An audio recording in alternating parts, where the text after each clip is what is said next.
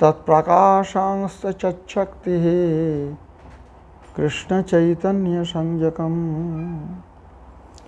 अज्ञाननिरतिरुपैति यया विशोषं भक्तिः परापि भजते परिपोषमोचे तात्मं परं स्फुरति दुर्गममाप्यजास्रं सद्गुणभृत् परचितां प्रणमामि गीताम्। अथो श्रीमद्भगवद्गीता अथ सप्तदशाध्यायः विंशतिः श्लोकः। दातव्यमिति यद्दानं दीयतेनुपकारिणे देशे काले च पात्रे च तद्दानं सात्विकं स्मृतम्। अनुपकारिणे, अनुपकारिणे का मतलब होता है जो दान ऐसे व्यक्ति को दिया जाए, सात्विक दान वो है जो ऐसा व्यक्ति को दिया जाए जो अनुपकारी हो,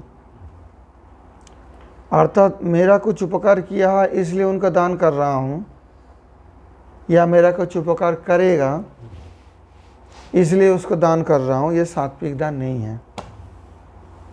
इसलिए अनुपकारिणे, प्रत्युपकार करने में जो असमर्थ है, जो मेरा प्रत्युपकार कर नहीं सकता है,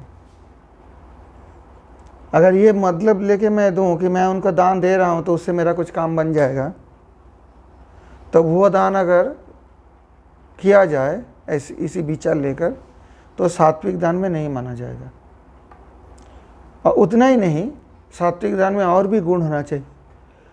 एक शर्त है अनुपकारिणे दातव्यमिति, दान करना कर्तव्य इस प्रकार निश्चय करके देना है, कर्तव्य विचार से और किसी और उद्देश्य से नहीं, दिखावटी के लिए नहीं और कोई ऐसी बात नहीं। और तीन बातें हैं, देशे काले च पात्रे च, यथार्थ स्थान पर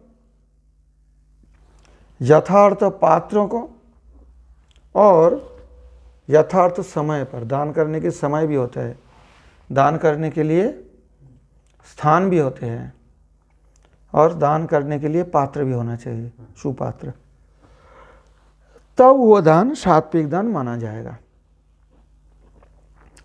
श्रील भक्तिवेदांत ठाकुर जी कहते हैं दान समूह का भेद ये है, अभी तीन प्रकार के दान बताया ना, यज्ञ तपस्वी दाने च, नहीं इससे पहले जो बताया तीन प्रकार यज्ञ दान, इससे पहले बताया तो भूल गया आपने। ये जो श्लोक है ना इसी अध्याय में ही बताएं, आहार के बाद तीन प्रकार आहार, सात्विकी राजसी तामसी के बाद ये बता रहे यज्ञस तपस तथा दानम तेषां भेदम इमं शृणु। तीन प्रकार आहार भेद कहने के बाद बता रहे तीन प्रकार यज्ञ का भेद, तप का भेद और दान का भेद। अभी दान के बता रहे, यज्ञ तप का तो बता दिया पहले। अब जो 20 नंबर श्लोक है इनमें अथ दानश्च त्रैविध्यमाह। श्रील भक्तिविनोद ठाकुर जी कहते हैं कि दान समूह के भेद यह है कि प्रत्युपकार के उद्देश्य लेके नहीं, कि मेरे के प्रति उपकार करेगा, इसके विनिमय से वो मेरे लिए कुछ करेगा, ऐसे विचार से किसी का दान करो तो वो नहीं होगा सात्विक दान। इस प्रकार उद्देश्य रहित होकर कर्तव्य समझकर दान करना कर्तव्य है, ये समझकर देश काल और पात्र विचार करके जो दान किया जाता है वही दान सात्विक है। श्रील बलदेव विद्याभूषण जी कहते हैं अथ दानस्य त्रैविध्यमाह दातव्यम इति निश्चयेन यद्दानम अनुपकारिणे पात्रे, अनुपकारिणे पात्रे, ऐसी व्यक्ति को देंगे कि उससे कोई आशा नहीं कि वो मेरे के उपकार करेगा इसके विनिमय से, ऐसे विनिमय की आशा नहीं रहेगा। और पात्र कैसे होता है, विद्या तपोभ्यंग धातु रक्षकाय ब्राह्मणाय, जो विद्या और तप को रक्षा भी कर सकते हैं और दान भी कर सकते हैं जो ब्राह्मण। जिनके अंदर विद्या और तप है और जो दूसरे को विद्या तप सिखाते हैं। धातु रक्षकाय ब्राह्मणाय यद दीयते, ऐसे पात्र को देना चाहिए। तद्दानं सात्विकम, वह दान सात्विक कहा जाएगा। अनुपकारिणे प्रत्युपकारम अनुद्दिश्य, हो सकता है भविष्य में मेरे उपकार करेगा नहीं करेगा ये बात नहीं, कभी नहीं करेगा उपकार, परंतु उसी उद्देश्य कर नहीं, ये मेरे उपकार करेगा इसी उद्देश्य से मैं दान दे रहा हूँ, ऐसा नहीं। समझ में नहीं आई? किसी का दान किया और कभी उसने आपको कोई उपकार किया भविष्य में, तो जब दान किया तब तो आपका मन में ये मतलब नहीं है ना कि मैं इसलिए दान कर रहा हूँ कि मुझे कुछ मिल जाए उनसे, तो वो सात्विक दान होगा। लेकिन देना चाहिए किसको? पात्र, उपयुक्त पात्र हो। तो पात्र में यहाँ बलदेव विद्याभूषण जी कहते हैं विद्या तपोभियंग धातु रक्षकाय ब्राह्मणाय दीयते। जो विद्या और तप ये दोनों क्यों इतना जरूरी है? और भी तो वस्तु देते हैं लोग, तो वो भी तो पात्र हो सकते हैं, इसलिए विद्या और तप दोनों को जरूरी बताया गया। जो ब्राह्मण विद्या देने में समर्थ है स्वयं विद्या का रक्षा करते हैं, जो दान देने में समर्थ है, गलत बता रहा हूँ मैं, तप सिखाने में समर्थ है स्वयं तप करते हैं, क्योंकि विद्या और तप ये दोनों वस्तु से जीव की चित्त शुद्धि होती है। समाज में हमारे आदमी को सुधारना है तो दो चार कानून बना के या कोई पार्टी के नाम लेके आप सुधार नहीं सकते हो। जब तक उसके अंदर विद्या और तप ये दोनों चीज़ नहीं होगा, उसका दिल स्वच्छ नहीं होगा, निर्मल नहीं होगा। जब निर्मल नहीं होगा, किसी न किसी प्रकार से वो जो है वो करप्शन कहते हैं, अभी भ्रष्टाचार कहते हैं, वो भ्रष्टाचार करता रहेगा।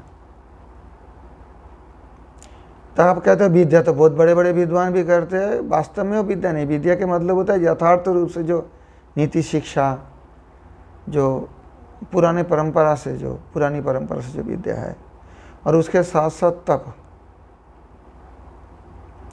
तप से क्या सुविधा होती है? जो आदमी कष्ट सहन कर रह सकते हैं, स्वेच्छा से कष्ट ले सकते हैं, तो वो अनिश्चित दुख की भावना से पीड़ित नहीं होगा। चोरी क्यों करते हैं नेता लोग बोलो चाहे कोई बोलो? क्यों? अनिश्चित भविष्य की भावना से दुखी होकर, भीत होकर चोरी करता है। भविष्य के लिए रख दूं, अभी तो बहुत मिल रहे, आगे रहेगा नहीं रहेगा क्या पता, कुछ चोरी करके रख दूं। और सामान्य चोरी नहीं कर रहे, अभी तो दिखा ही जा रहा है जो हो रही है समाज में, करोड़ों का चोरी कर रहा है। इसका पीछे कारण क्या है? वो तब करना नहीं चाहिए। कष्ट तो कभी किया नहीं स्वेच्छा से, सोचता है बाद में कष्ट हो तो। हालांकि इतना पैसा चोरी करता है तो जिंदगी में खर्च भी नहीं कर पाएगा, परंतु लोभ होता है कि नहीं? तो विद्या और तप, इनको रक्षा करने वाले और इनको देने वाले जो व्यक्ति है, ऐसे ब्राह्मण का दान करने के लिए सबसे योग्य पात्र माना गया, क्योंकि समाज के लिए दोनों चीज सबसे जरूरी है। बाकी हर चीज से ये दोनों सबसे जरूरी है। समाज के उत्थान के लिए बोलो, समाज के सही तरह से संचालन के लिए हो, चाहे समाज को जो है वर्णाश्रम धर्म वाले जो समाज है, या किसी भी समाज में वर्णाश्रम किसी न किसी प्रकार में है, किसी भी समाज में समाज को परिचालन करने के यथार्थ रूप से, तो जब तक उस सामाजिक जनता के बीच में विद्या और तप ये दोनों नहीं प्रवेश करेगा, तब तक वो समाज का यथार्थ परिचालन, यथार्थ निर्वहन संभव नहीं है। इसलिए ऐसी व्यक्ति सबसे जरूरी है समाज में, उनकी रक्षा करनी है। उनको पैसा दो, दान करो, तो जिससे वो अपना शांति से ये काम कर पाए। समझ में नहीं आई बात? अभी तो कहते यूनिवर्सिटी खोल दो, मंदिर का क्या आवश्यकता है, कोई बोलते हैं, देखता हूँ। अभी एक बहुत बड़ा चर्च बन रहा है वहाँ, संसार के चौथी बिगेस्ट चर्च बन रहा है वहाँ जालंधर में। लेकिन मैंने अभी तक किसी को बोलते नहीं सुना कि वहाँ इतना बड़ा चर्च बना के क्या करना है पंजाब में, वहाँ कॉलेज बनाओ। नहीं बोल रहा कोई, पता नहीं क्यों नहीं बोल रहा, कॉलेज बनाना, विद्यालय बनाना बहुत ज़रूरी है, ये बात सही है। मैं नहीं कहता हूँ मंदिर से ज़्यादा ज़रूरी है या चर्च से ज़्यादा ज़रूरी है, ये नहीं कहता हूँ, ज़रूरी है। परंतु उसी विद्यालय में पढ़ के बहुत बड़ा डॉक्टर बन के, सर्जन बन के अगर आदमी का किडनी चोरी करके पेशेंट का दूसरे में लगाए तो ऐसी विद्या देने में समाज का कल्याण होगा क्या? ऐसे व्यक्ति के द्वारा विद्या तो प्राप्त किया है, जब भी तो सर्जरी कर पा रहा है, विद्या मिला जब भी तो किडनी ट्रांसप्लांट कर पा रहा है। और हर वक्त दिखते ही रहते हैं पेपर में, कुछ कुछ खबर बाहर आती है, बाकी खबर बाहर नहीं आता है। एप्पल जैसे उसमें भी सुना गया था कितना आदमी को चोरी करके वहाँ मरीज जो वहाँ एडमिशन हुआ था कुछ बीमार के लिए, और किसने ये किया? जिसके पास विद्या है। जिसके पास विद्या नहीं है वो किडनी चोरी करके दूसरे में लगा सकता है क्या? ट्रांसप्लांट कर पाएगा? तब विद्या के साथ तप होना चाहिए।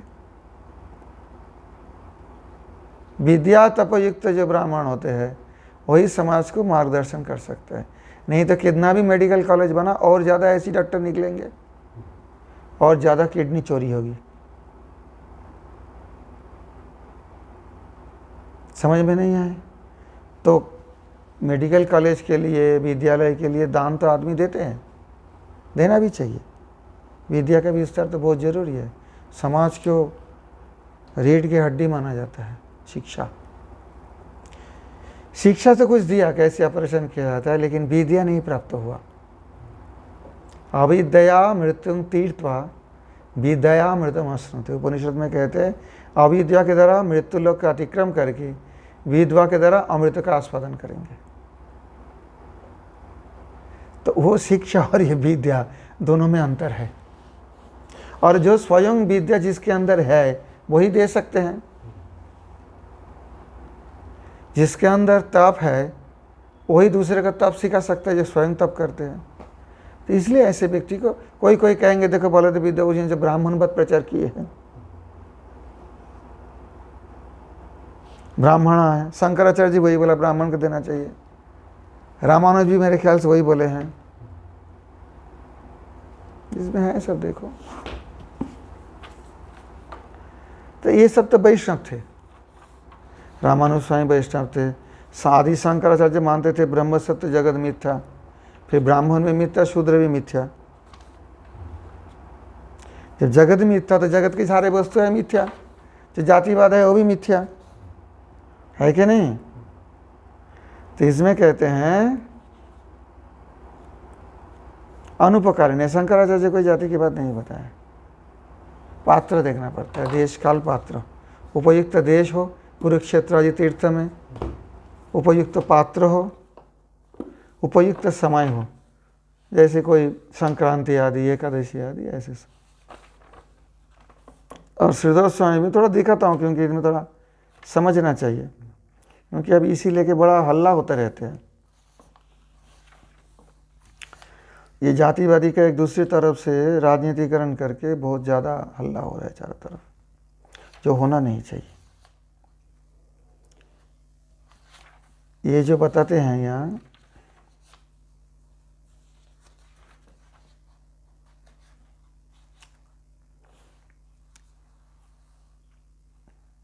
पात्रे पात्रभूताय, श्रीधर स्वामी व्याख्यान करते हैं, तपः श्रुतादि संपन्नाय ब्राह्मणाय इत्यर्थ। श्रुत मतलब विद्या, तप, तपो विद्या युक्त ब्राह्मण को देना चाहिए। यथार्थ समय अर्थात जैसे कोई संक्रांति है, दान के लिए शुभ है, माघी पूर्णिमा है, ऐसी कोई तिथि माना जाता है, शुभ तिथि है। एकादशी का भी कोई कहते हैं दान करना चाहिए। और स्थान जैसे कोई तीर्थ में गए, कुरुक्षेत्र में, प्रयाग में, ऐसे जो तीर्थ स्थल में, तो ये जो किया जाता है ये दान को सात्विक बोला जाता है। समझ में आई बात? नामाचार्य हरिदास ठाकुर भी ब्राह्मण को देने के लिए, हाँ, नामाचार्य हरिदास ठाकुर हाँ, दान ब्राह्मण को देने के लिए बोला था वो। उनमें ऐसा है अद्वैत आचार्य प्रभु जी ये दिखाना चाहते थे कि वैष्णव की सर्वोत्कृष्टता, जो हरिनाम करते हैं सभी से श्रेष्ठ है और व्यक्तियों से, ये दिखाने के लिए। लेकिन ये आप बोलोगे तो समाज में वही बात बोलेंगे, आप फिर सांप्रदायिकता प्रचार कर रहे हो, जो हरिनाम नहीं करते श्रेष्ठ नहीं है। बात तो वही आ गया, वो भी तो एक जाति हो गया वैष्णव। वो नहीं बोला, वेश्या को जो वो दान बोला था जान के। अच्छा वही बात है, अद्वैत प्रभु की बात नहीं। हाँ, जो वेश्या को बोला कि आपने जो घर के जितना सारे तुम कमाए हो वेश्यावृत्ति के द्वारा, वो किसी जो ब्राह्मण है कर्मकांडी उनको दान करके आओ। स्वयं प्रभुपाद जी बताता है उसमें ब्राह्मण का अधिकार है, हर गुरु उसमें नहीं लेंगे उसके संपत्ति। अगर लेने की इच्छा हो तो वो गुरु नहीं है। हरिदास ठाकुर तो कह सकते थे मुझे दे दो, नहीं बोले, ब्राह्मणों को दान करके आओ। क्योंकि जो ब्राह्मण संध्या वंदन करते हैं, तप करते हैं, एकादशी आदि उपवास करते हैं, वो इसको पचाने की सामर्थ्य रखते हैं। लेकिन जो ब्राह्मण अपने तप नहीं करते हैं, संध्या वंदन आदि नहीं करते हैं, वेद पाठ नहीं करते हैं, उसके अंदर पचाने की सामर्थ्य नहीं है पाप को। संध्या वंदन के समय वो अनुष्ठान होता है कि पाप पुरुष निकल जाता है, श्वास के द्वारा जल में उसको छोड़ा जाता है वैदिक में। समझ में आई बात? तो ऐसी व्यक्ति को तो दिया है जो पचा सके उसी धन को। वेश्या का वो धन कौन पचा पाएगा, इसलिए बोले थे। और वैष्णव क्यों दूसरे कर्म लेना चाहेंगे, और समर्थ भी हो फिर भी नहीं लेंगे। हमें क्या मतलब है, हमें तो अपनी ही कर्म ग्रंथि को छेदन करके भगवत प्राप्ति करनी है। हम क्यों ये सब संसार की जंजाल में फिर फंसेंगे, किसी का कर्म लेके किसी का दान लेके, लेना नहीं चाहते। अभी जो एक नई बात चली है कि ब्राह्मण वैष्णवों को दान करना, ये नई बात है, पुराने उसमें नहीं है। कहीं देखना, बलद विद्याभूषण जी तो कहते थे वैष्णव को दान करो, तो वैष्णव ही थे ना, वैष्णव संप्रदाय के आचार्य भी थे, गौड़ीय भी थे, उन्होंने क्यों नहीं बोले ये बात? श्रीदास स्वामी क्यों नहीं बोले कि वैष्णव उपयुक्त पात्र है, उनको दान करो? ये बात समझना चाहिए। जो सच्चे वैष्णव होंगे पहले तो बात इस प्रकार दान पान लेने में आग्रह ही नहीं करेंगे। भगवत सेवा के लिए अगर जैसे माधवेंद्र पुरी को ही देखो ना, कैसे आदर्श स्थापन किए हैं, उनसे बड़ा वैष्णव हम लोग थोड़ी है। माधवेंद्र पुरी जी वो तो किसी की रोटी भी नहीं मांगते थे, अपना दान लेने की बात तो दूर रही। कोई भोजन दे दे बिना मांगे तो खाते, भोजन करते, नहीं तो बैठ के हरिनाम ही करते। ये नहीं कि जबरदस्ती कठोर करके नियम कर रहा हूँ, इधर मन में चंचलता, वो भी नहीं है। उनके मन भी चंचल नहीं हो रहा है कि भोजन नहीं मिला, कोई परवाह नहीं है, नामानंद में मस्त है। लेकिन जब गोपाल जी आके उनके सपना में बोले हैं, मैं वहाँ पर कुंज में पड़ा हूँ, वहाँ से काट के मुझे निकालो, बहुत दिन भूखा प्यासी, गर्मी में ठंडी में कष्ट पा रहा हूँ, तो मैं तुम्हारे रास्ता देखते रहता बाट, बहु दिन तुम्हार पथ करी निरीक्षण, कबे आसी माधव अमर करी वैसे। किसके बाट देख रहे, जिनके पास अपने रहने का स्थान नहीं है, अपने भोजन नहीं है, मांगने का भी कोई इच्छा नहीं है। भोजन मांग के लाओ गांव से तो दे देगा गांव वाले कुछ ना कुछ, मांगने का भी इच्छा नहीं है। उस व्यक्ति से, उस व्यक्ति की बाट देख रहे हैं श्रीनाथ जी, गोपाल जी। क्यों? कि उनकी महिमा दिखाने के लिए यथार्थ वैष्णव का क्या व्यवहार होना चाहिए, युक्त वैराग्य का क्या आदर्श होना चाहिए। तो महाप्रभु के पूर्व महाजन है ना, महाप्रभु से पहले हैं, और परम महाजन होता है जो महाप्रभु के बाद में आए हैं, और कुछ महाजन महाप्रभु के साथ ही थे। तो उनको जब गोपाल जी ने आदेश किया तो क्या मांगने नहीं गए? गांव वाले से क्या बोला, ले फावड़ो ले चलो और ये सब लेके चलो, वहाँ से गोपाल जी को वहाँ उद्धार करने आए। फिर पर्वत के ऊपर ले गए, लेकिन उस समय तो मंदिर नहीं था, तो पत्थर के उसमें सिंहासन बना के गोवर्धन की प्रस्तर के ऊपर भगवान की मूर्ति स्थापित करके फिर दूध ले आओ, दही ले आओ, घृत ले आओ, शहद ले आओ, पंचामृत स्नान करवाए नहीं क्या? 10,000 गैया दिया है, एक एक ब्रजवासी एक एक दैया दी, 10,000 गैया भी दान लिया है। ये भगवत सेवा के लिए, अपने लिए कुछ भी नहीं। तो कर्मकांडी ब्राह्मण के दान करना और वैष्णव कोई भगवत सेवा कर रहे हैं, उनके कुछ सेवा सामग्री, दोनों में अंतर है। सेवा सामग्री देना, दोनों में अंतर है। अब सात्विकी दान के बारे में बताया, अब राजसी दान देखो। सात्विकी दान क्या है, फिर से समझो।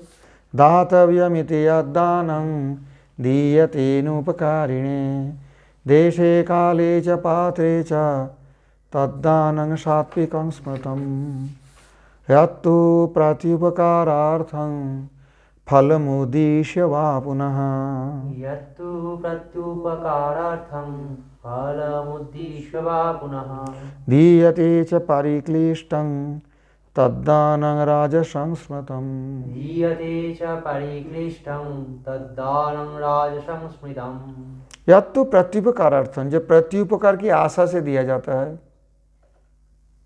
अथवा फल कामना करके, इससे मेरे को ये मिलने वाले है, कर्तव्य समझ के नहीं, निष्काम भाव से नहीं, सकाम भाव से कोई दान किया जाए जिससे मेरे को ये सुविधा मिलने वाले है।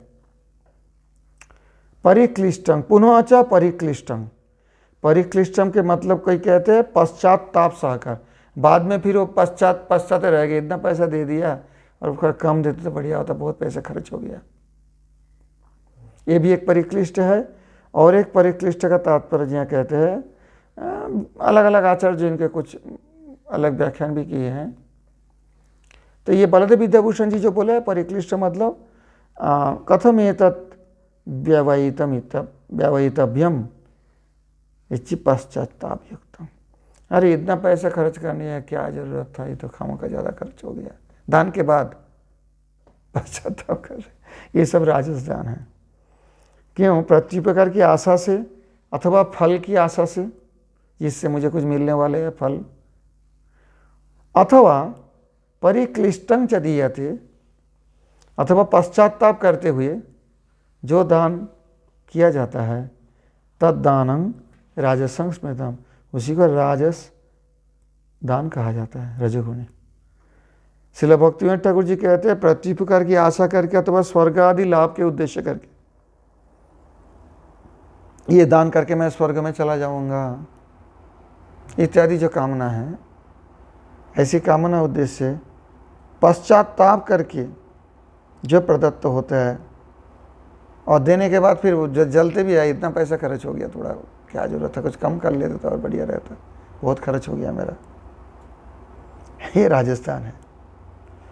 यत्तु प्रत्युपकारार्थं, श्री बलदेव विद्याभूषण जी कहते हैं, दृष्ट फलार्थं फलं वा स्वर्गादिकम अदृष्टम उद्देश्य। प्रत्युपकार होता है दृष्ट फल, जो फल दिखा जाता है, अर्थात मैं किसी का दान कर रहा हूँ, मेरा मतलब है वो भी मेरा कुछ काम बना देगा। ऐसा होता है ना, संसार में देखा जाता है। किसी को दान किया लेकिन इसी उद्देश्य लेकर जो उससे मेरा काम बन जाएगा, कुछ 1000 रुपया दान किया किसी को, लाखों का बिजनेस बन जाएगा मेरे किसी आदमी से। ये हो गया दृष्ट फल, दिखा हुआ।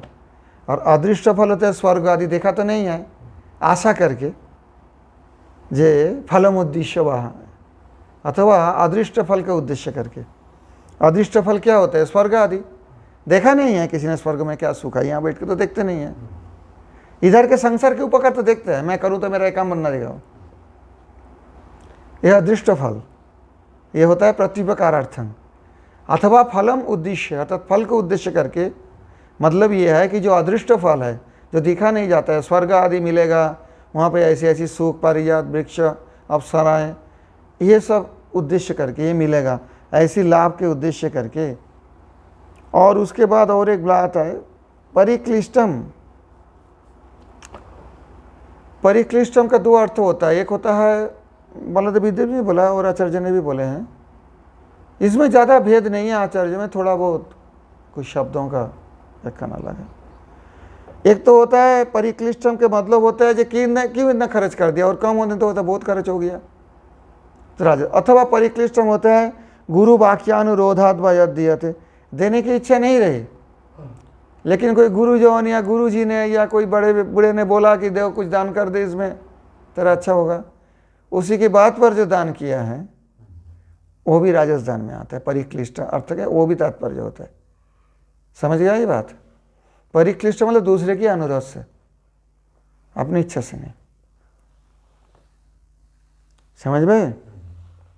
यत्तु प्रत्युपकारार्थं फलमोदिश वा पुनः दीयते च परिक्लिष्टं तद्दानं राजसं स्मृतम्।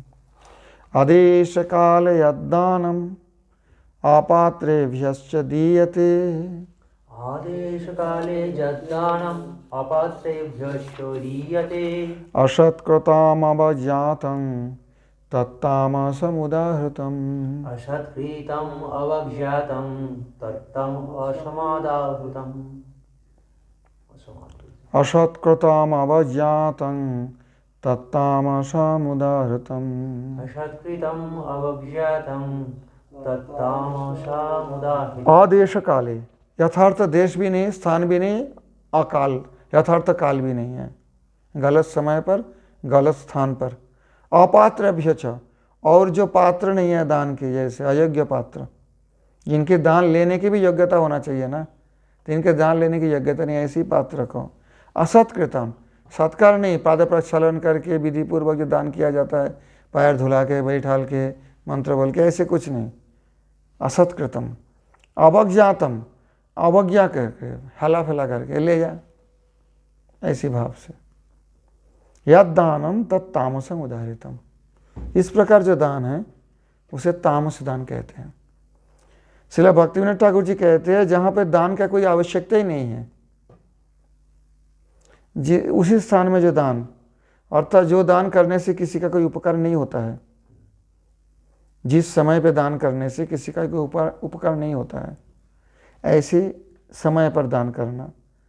और नर्तक, वेश्या और अभाव शून्य व्यक्ति आदि अपात्र में जो दान, अपात्र कोई नर्तकी है, आदमी देते हैं ना, पैसा फेंकते रहते हैं, वो एक प्रकार दान है। लेकिन वो नर्तकी को पैर धुला के, सम्मान करके, बैठल के दान करते हैं क्या, मंत्र बोल के, ऐसे ही देखना रुपया फेंक देते हैं उस पर। नर्तकी, ऐसे ही वेश्या, अभाव शून्य व्यक्ति, जिसका कोई अभाव नहीं है, जरूरत नहीं है उसको, लेकिन अपने दिखाने के लिए कि कोई बड़ा सिंगर आया है, कहने की तात्पर्य मैं बताता हूँ। और मानो वो गायक बहुत बढ़िया गा रहा है, और आदमी उसको पैसा दे के लाया है अनुष्ठान में, 1.5-2 लाख का तय करके आया है, और ये नहीं कि उसका बहुत अभाव है, फिर भी उनको देता है, वहाँ ले जा, है कि नहीं? उदाहरण स्वरूप ऐसे बहुत सारे प्रकार है दान का, तामसी दान है ये सारे। और काल पात्र तो देखते ही नहीं है, काल और स्थान तो देखेगा नहीं। वेश्या कहाँ रहते हैं? पवित्र स्थल में, तीर्थ स्थल में वेश्या को दान तो नहीं करते कोई, वेश्यालय में जाते हैं, या नर्तकी के स्थान में जाते हैं, कोई ऐसे सभागृह में जाते हैं जहाँ नृत्य आदि, मद्यपान आदि होता है, तो पवित्र स्थान है ही नहीं। और काल भी होता है, रात में कोई अनुष्ठान होता है, कोई संक्रांति देख के तो, और पूर्णिमा देख के तो कोई ये सब अनुष्ठान नहीं करते हैं ना। समझाने के लिए मैं विस्तार कर रहा हूँ। तो आदेश काले, यथार्थ स्थान देश भी नहीं है, यथार्थ काल भी नहीं है, और यथार्थ पात्र भी नहीं है, अयोग्य पात्र को जो दिया जाता है, और अपात्र समूह में दान। और दूसरी एक बात है, सत्पात्र भी हो, अगर जिनकी आवश्यकता है, योग्य व्यक्ति है दान लेने अलग, उसका भी दान किया जाए, परंतु असत्कार अवज्ञा के साथ दिया जाए, वो भी तामसी दान हो जाता है। सत्पात्र का भी अगर सम्मान करके, बैठाल के, सम्मान पूर्वक दान नहीं दिया जाता है, तो वो भी तामसी दान हो जाता है, अवज्ञा करके ले जाओ। श्री बलदेव विद्याभूषण जी कहते हैं अपने भाष्य में, आदेशे अशुचि स्थाने, मैंने वही बता रहा था, अपवित्र स्थान पर, अकाले अशुचि समय, यद अपात्रेभ्य नटादिभ्य दीयते, नट होते हैं क्या, अभिनेता, गायक, ये सब नट नटी कहा जाता है। नटादिभ्य दीयते, देशादि संपत्तौ अपि, अगर काल, देश और पात्र होने पर भी, समझ नहीं आ रही बात, यद असत्कृतं, देश काल पात्र तीनों हैं योग्य, परंतु अगर असत्कार, सत्कार से नहीं असत्कार से दिया जाए। असत्कार कैसे होता है? जैसे चरण प्रक्षालनादि सत्कार शून्यम। किसी को दान करोगे, कोई ब्राह्मण को, तो उनको बैठाओ, उनका पैर धुलवाओ, चरण प्रक्षालन करो, मंत्र के साथ उनको दान करो, पद्धति होती है, ऐसा नहीं किया गया है। और अवज्ञा के साथ, अवज्ञा के मतलब क्या बोलते हैं? तुम कारादि अनादर भाषण, तु कारी करके, तुमकार, हुम कृत्य तुम कृत्य, ये गुरुजन सम्मानित व्यक्ति को नहीं कहना चाहिए ना, तू ले जा, ऐसे करके कोई ब्राह्मण को दे दिया, यथार्थ समय में भी दिया, यथार्थ स्थान में भी दिया, और वो ब्राह्मण भी लान लेने योग्य है, तपोविद्या सपन, फिर भी तामसदान हो जाएगा। असत्कृतम अवज्ञातम तुम करादि अनादर भाषणपेतं च तद्दानं तत्तामसम। तुम कर समझ गए? तू ही तो करी कहते हैं ना बांग्ला में, तू ही तो करा।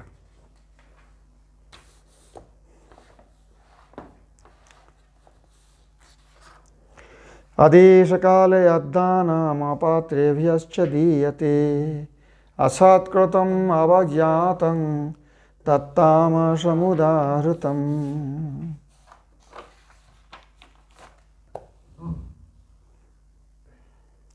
इतना तक रहेगा, क्योंकि इसके आगे दूसरे प्रसंग है, वो थोड़ा विचार की बात है।